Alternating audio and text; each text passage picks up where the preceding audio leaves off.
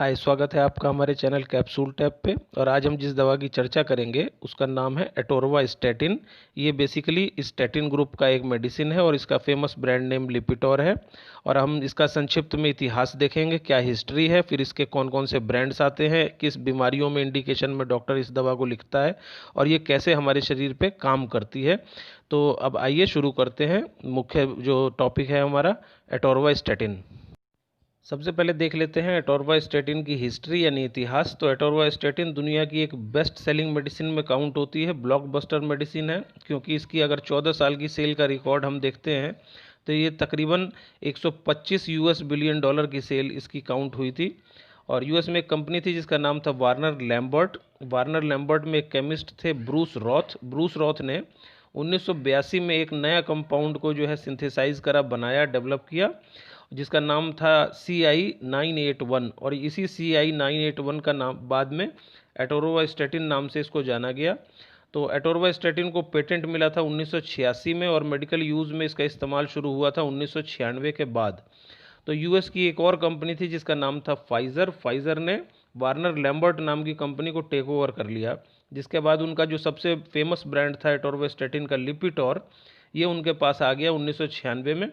और ये यूएस के अंदर अगर हम अभी देखते हैं 2017 का आंकड़ा, तो ये सबसे ज़्यादा लिखी जाने वाली दवाइयों की लिस्ट में सेकंड नंबर पे आती है, जिसका 104 मिलियन प्रिस्क्रिप्शन लिखा गया है।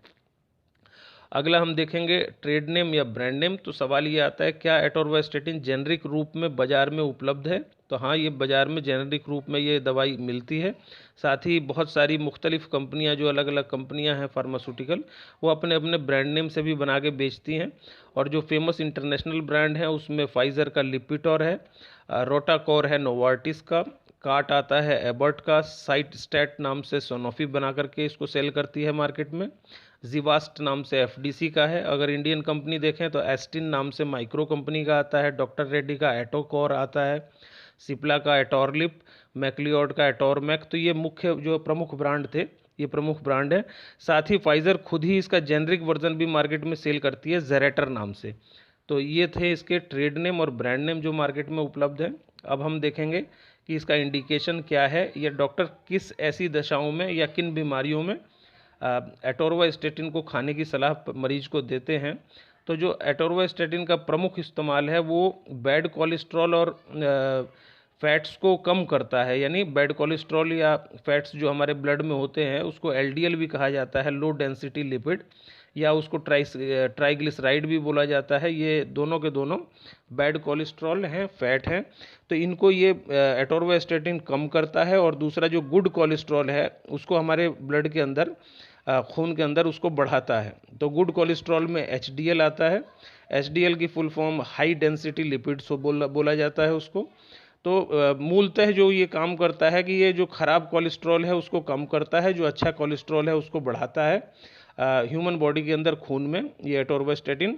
और अगर स्पेसिफिक या जो मुख्य इसके इंडिकेशन है उसको अगर हम बीमारियों के नाम के हिसाब से जानना चाहें तो पहला इंडिकेशन आता है, पहला जो यूज़ किया जाता है कंडीशन, उसका नाम है डिसलिपिडीमिया। तो डिसलिपिडीमिया एक ऐसी कंडीशन है जहाँ पे कि लिपिड्स जो हैं वो एबनॉर्मल हो जाते हैं, उनका अमाउंट एबनॉर्मल हो जाता है ब्लड के अंदर। और ये हमारे ब्लड के अंदर होता है। और ये जो नॉर्मल लिपिड्स होते हैं जो बढ़ जाते हैं या घट जाते हैं, यानी एबनॉर्मल पोजीशन में आ जाते हैं, तो ये लिपिड्स हैं ट्राइग्लिसराइड, कोलेस्ट्रॉल, फैट या फॉस्फोलिपिड्स। तो ये था डिसलिपिडीमिया। डिसलिपिडीमिया के बाद दूसरा आता है हाइपर कोलेस्ट्रोलीमिया। हाइपर कोलेस्ट्रोलीमिया एक ऐसी कंडीशन है या दशा है जिसके अंदर जो कोलेस्ट्रॉल होता है वो बहुत बढ़ जाता है खून के अंदर, तो उसको कहा जाता है हाइपर कोलेस्ट्रोलीमिया। तो जहाँ पे हाइपर शब्द का इस्तेमाल हो वो ज़्यादा के लिए इस्तेमाल होता है, और कोलेस्ट्रोलीमिया यानी कोलेस्ट्रॉल। तीसरा आता है होमोजियस फैमिलियर हाइपर कोलेस्ट्रोलीमिया, और ये एक जेनेटिक डिसऑर्डर है जो वंशानुगत जिसे कहा जाता है, एक पीढ़ी से दूसरी पीढ़ी में जाता है। और ये भी देखा जाता है, हाई कोलेस्ट्रॉल लेवल ही इसका जो प्रमुख पहचान करने का तरीका है। वो उस कंडीशंस में, बीमारियों में जिनको ये होमोजियस फैमिलियल हाइपर कोलेस्ट्रोलीमिया हो, उनके अंदर भी कोलेस्ट्रॉल का लेवल बहुत बढ़ा हुआ रहता है।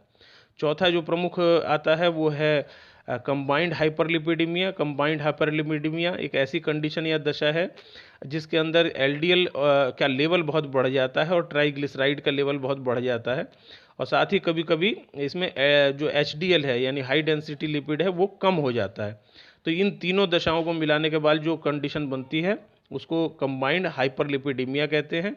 इसके अलावा जो एक पांचवी और दशा है जो ट्राइग्लिसराइड्स की आती है जिसको हाइपर ट्राइग्लिसरीडीमिया बोलते हैं। तो ये तो थे कोलेस्ट्रॉल से संबंधित समस्याएं जिनमें डॉक्टर सलाह देते हैं एटोरवास्टेटिन खाने के लिए।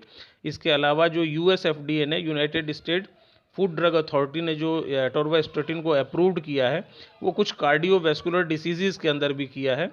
तो वहाँ पे ये प्रिवेंशन का काम करता है, यानी जो समस्या आ सकती है किसी रिस्क फैक्टर के कारण, जैसे किसी व्यक्ति को हिस्टोरिकल हेरिडिटी की प्रॉब्लम हो, हेरिडिटी के हिसाब से उसको पुरानी पीढ़ियों में इस तरीके की दिक्कत हो हार्ट अटैक की, और साथ में वो स्मोकिंग करता हो, ड्रिंक करता हो, तो ऐसे कंडीशन में जो ज़्यादा पोटेंशियल कस्टमर बन जाता है, पोटेंशियल पेशेंट बन जाता है कि उसको ऐसी हार्ट की बीमारियां हो सकती हैं, तो उन दशाओं में एटोरवास्टेटिन को अप्रूव किया है यूएस एफडीए ने हार्ट अटैक्स को रोकने के लिए, स्ट्रोक्स को रोकने के लिए, मियोकार्डियल इन्फार्क्शन को रोकने के लिए, या अनस्टेबल एंजाइना को रोकने के लिए। एंजाइना एक तरीके का पेनफुल कंडीशन है जिसमें छाती में दर्द होता है, चेस्ट में, हार्ट की तरफ। तो ये जो प्रमुख कारण थे, क्योंकि होता क्या है कि कोलेस्ट्रॉल जो है वो सबसे बड़ा कारक है जो ब्लड वेसल्स, हमारी नसें हैं, आर्टरीज हैं, वेन्स हैं, उनको ये नैरो कर देता है, यानी पतला कर देता है। अब उसमें जगह कम बचती है ब्लड को पास होने के लिए, तो जो कि बाद में फिर हार्ट अटैक या स्ट्रोक का एक कारण बनता है।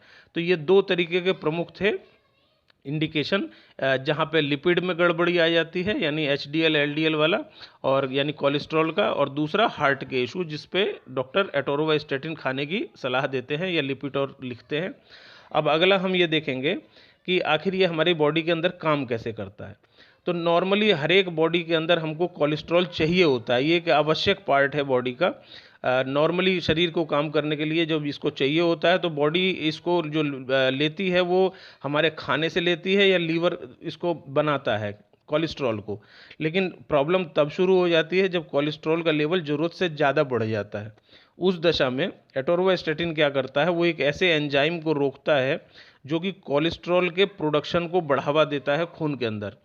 तो इसको करने के लिए वो करता क्या है, तो एटोरवास्टेटिन ब्लॉक कर देता है प्रोडक्शन का एक उस एंजाइम का नाम है एचएमजी, को एंजाइम रिडक्टेज।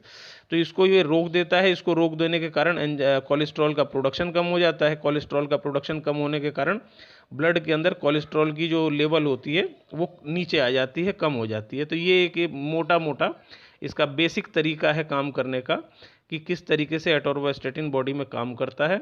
अब हम देखेंगे कि किस रूप में ये उपलब्ध है जब हम मार्केट में जाते हैं। तो एटोरवास्टेटिन जो है वो एक स्टेटिन ग्रुप से बिलोंग करता है। तो इसके जो टैबलेट्स आती हैं, ओरल टैबलेट्स हैं, रूट ऑफ एडमिनिस्ट्रेशन ओरल है, यानी मुंह से खानी पड़ती हैं। इसकी बायोलॉजिकल हाफ लाइफ जो होती है वो 14 घंटे की है, और ये खाने के साथ या खाने के पहले कभी भी खाया जा सकता है। लेकिन एक ये तय समय पर ही खाना चाहिए, ये कभी आगे या पीछे इसका समय बदल करके एटोरवास्टेटिन को नहीं खाना चाहिए। और मार्केट में ये 10 मिलीग्राम, 20 मिलीग्राम, 40 मिलीग्राम और 80 मिलीग्राम 4 तरीके की स्ट्रेंथ में टैबलेट की फॉर्म में एटोरवास्टेटिन या लिपिटोर उपलब्ध है। अब हम ये देखेंगे कि इसमें एहतियात कौन सी हमको खास रखनी चाहिए, या कौन सा ऐसा प्रिकॉशन है जो हमको देखना चाहिए। तो ज़रूर से ज़रूर आप डिस्कस करें डॉक्टर से। अगर डॉक्टर ने आपको एटोरवास्टेटिन लिखा है तो जो मैं फर्दर बता रहा हूँ, आगे जो मैं बता रहा हूँ कंडीशन जो मुख्य है, या तो आप एटोरवास्टेटिन इस्तेमाल ही ना करें। यदि आपको पहले से कोई लीवर की डिसीज़ हो, लीवर से संबंधित दिक्कत पहले रही हो, कोई बीमारी रही हो, तो ज़रूर डॉक्टर से बताएं कि आपको इस तरीके की बीमारी थी, या आपको पहले से मालूम हो कि हाँ आपको स्टैटिन से एलर्जी है। या वो और लेडीज़ जो बच्चों को दूध पिलाती हैं, नर्सिंग है करती हैं, ब्रेस्ट फीडिंग करती हैं, तो वो लेडीज़ ये एटोरवास्टेटिन की टैबलेट अगर डॉक्टर लिखे तब भी ना खाएं, और फिजिशियन से अपने पहले कंसल्ट कर लें कि हाँ वो ब्रेस्ट फीडिंग करती हैं। साथ में जो अंगूर का जूस कुछ लोग पीते हैं, तो अंगूर के जूस के साथ एटोरवास्टेटिन रिएक्ट करता है। तो जब भी आपका एटोरवास्टेटिन का ट्रीटमेंट चल रहा हो और लंबे समय तक आप एटोरवास्टेटिन खा रहे हो, तो अंगूर के जूस को बिल्कुल नहीं लेना है। इसके साथ अगर कोई लेडीज़ प्रेग्नेंट है तो उसको भी एटोर्वास्टैटिन लेने की सलाह नहीं दी जाती है। साथ में ये मैंने कुछ और दवाइयों के नाम यहाँ लिखे हैं, साइक्लोस्पोरिन वगैरह, जेमफिब्रोजिल वगैरह। तो ये अगर इनमें से कोई सी दवाई व्यक्ति खा रहा है तो उस कंडीशन में भी उसको डॉक्टर से डिस्कस कर लेना चाहिए कि वो पहले से ये दवाइयाँ खा रहा है तो उसको एटोर्वास्टैटिन सेफ रहेगा या नहीं। आखिरी चीज़ देखते हैं साइड इफ़ेक्ट्स क्या क्या हैं। तो हर एक दवाई के जहाँ गुड इफ़ेक्ट्स होते हैं, कुछ बैड इफ़ेक्ट्स या साइड इफ़ेक्ट्स या एडवर्स इफ़ेक्ट्स जिसको कहा जाता है, ये भी होते हैं, यानी अनचाहे प्रभाव होते हैं। तो बहुत सारे लोगों में डायरिया हो जाता है, जॉइंट्स पेन महसूस करते हैं, कुछ लोगों का स्टमक अपसेट हो जाता है, कुछ लोगों को नोज़ या थ्रोट में इरिटेशन या ट्रबल, स्लीपिंग में, सोने में उनको दिक्कत होती है, नाक या गले के अंदर इरिटेशन होती है, खराश वगैरह होने लगती है। तो अगर ये नॉर्मल रहता है तो कोई दिक्कत नहीं है, 1-2 दिन के अंदर चला जाएगा अपने आप। अगर ये ज़रूरत से ज़्यादा है और ख़ुद से नहीं जा रहा है तो उस कंडीशन में भी आप डॉक्टर से सलाह करें। डोज़ हम अपने इस चैनल पे किसी भी दवाई की डिस्कस नहीं करते हैं, क्योंकि हमारा उद्देश्य किसी भी व्यक्ति को दवाइयों के सही इस्तेमाल दवाइयों की सही जानकारी देना हमारा जो है उद्देश्य है, ताकि वो अपनी बीमारी को और जो उसको दवाई दी जा रही है उसको काफ़ी गहराई से समझ सके और डॉक्टर से उस बारे में चर्चा कर सके, ताकि उसको काफ़ी आराम महसूस हो मेंटली। डोज के लिए डॉक्टर ट्रेंड हैं एंड वो आपकी जो रिपोर्ट्स हैं, फाइंडिंग्स हैं, जो लैब रिपोर्ट्स हैं, जो दूसरी जांच हैं, उसके जो नतीजे हैं, उसके हिसाब से डॉक्टर डोज डिसाइड करता है कि क्या डोज देनी है, किस दिन में कितनी बार देनी है। हमारा उद्देश्य केवल जानकारी को फैलाना था, ताकि आप बिल्कुल अनजान न रहें कि कौन सी दवा आपको दी जा रही है। तो ये हमारा आज का वीडियो था एटोर्वास्टैटिन या लिपिटोर के बारे में। अगली वीडियो हमारी दूसरी किसी दवाई के ऊपर ज़रूर जो बहुत जल्द लेके आएंगे। और अगर आपको किसी स्पेसिफिक दवाई के बारे में, किसी खास दवाई के बारे में जानकारी चाहिए जिसकी आप वीडियो चाहते हैं, तो आप कमेंट सेक्शन में ज़रूर लिखें और अपने दोस्तों और मित्रों के साथ ज़रूर इस वीडियो को शेयर करें और चैनल को सब्सक्राइब करें, क्योंकि ज्ञान का फैलाव करना, ज्ञान को फैलाना और ज्ञान को शेयर करना ही एक तरीके का स्वास्थ्य को भी फैलाना है। तो अगली वीडियो तक अपना ख्याल रखें। Bye bye.